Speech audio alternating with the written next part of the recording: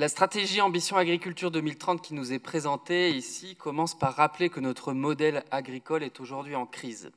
Notre agriculture souffre du libéralisme économique qui favorise les industries agroalimentaires et la grande distribution aux dépens des agriculteurs et des agricultrices. Notre agriculture souffre de la multiplication des traités de libre-échange qui aggravent la situation en mettant directement nos agriculteurs et nos agricultrices en concurrence avec des pays où la main-d'œuvre agricole est exploitée à bas coût. Notre agriculture souffre de la course à l'intensification, présentée comme une solution, mais qui n'est qu'un palliatif à court terme, asservissant davantage les paysannes et les paysans à un système mortifère, etc. Face à cette situation, nous devons encourager un autre modèle agricole. Évidemment, la région n'est pas le seul acteur et ne peut intervenir qu'à la hauteur de ses moyens. Cela nous oblige d'autant plus à les concentrer là où ils sont utiles. Nous nous félicitons que cette ambition Agriculture 2030 fixe un cap clair dans le développement des pratiques agroécologiques. Elle affirme clairement que nous devons appuyer le développement des agricultures qui intègrent les enjeux de durabilité, de soutenabilité, de résilience et de services rendus à la société et à l'environnement. Comme ça a été dit par les deux orateurs précédents, le rapport est assez riche et moi je vais plutôt me centrer sur l'agriculture biologique. Les intrants chimiques sont caractéristiques d'un modèle agricole qui marche sur la tête. En région Centre-Val de Loire, plus de la moitié des émissions de gaz à effet de serre sont dues aux intrants chimiques. C'est donc un nœud important dans la décarbonation de l'agriculture régionale, enjeu de survie pour l'espèce humaine. Mais les intrants chimiques cochent la plupart des cases délétères de l'agriculture actuelle. Ils alourdissent le bilan carbone, comme je l'ai déjà indiqué. Ils dégradent la qualité de l'eau et des sommes folles d'argent public sont ensuite engagées pour la nettoyer et la rendre plus ou moins propre à la consommation humaine.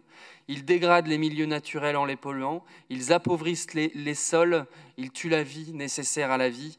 Ils sont responsables de la chute massive des populations d'insectes et d'oiseaux dans nos campagnes. Ils sont responsables de beaucoup de maladies professionnelles, cancers, troubles et maladies neurologiques et viennent pourrir la vie de nombre d'agriculteurs eux-mêmes. Ils altèrent enfin la qualité des aliments que nous consommons et la santé des consommateurs que nous sommes. L'adoption du PRSE 4 hier soir a rappelé ces enjeux. Le tout en étant présenté trop souvent comme des médicaments. Mais comment ne pas remettre en question des médicaments qui aggravent la situation, qui génèrent des effets secondaires néfastes et qui rendent les patients tout à fait dépendants ? Il n'y a pas de politique sérieuse en matière d'agriculture s'il n'y a pas de promotion et de mise en place de mécanismes de développement de l'agriculture biologique qui, elle, n'utilisent pas ces intrants chimiques.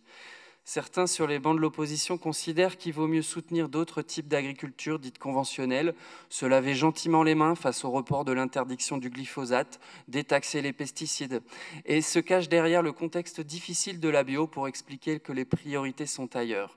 C'est une réalité que l'agriculture biologique traverse une phase difficile.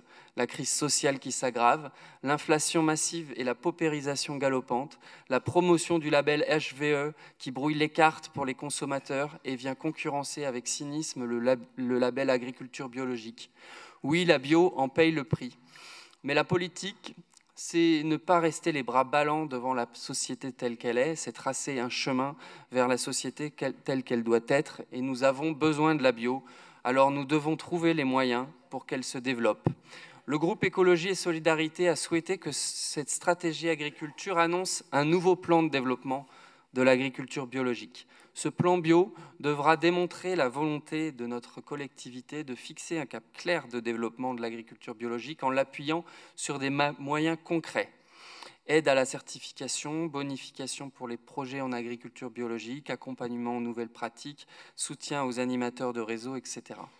Notre collectivité dispose de divers leviers, mais j'insiste ici sur ce qui est pour nous le levier d'action majeur dans le contexte actuel de la baisse de la demande, la commande publique.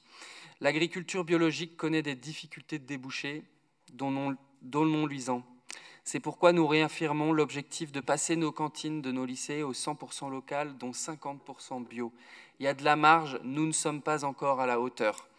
Appuyons-nous sur les initiatives des territoires, d'autres collectivités locales, des restaurants d'entreprise. Nombre d'acteurs ont bien avancé et nous devons articuler et fédérer nos efforts avec eux. Les plans alimentaires territoriaux sont le creuset pour mener à bien ce travail.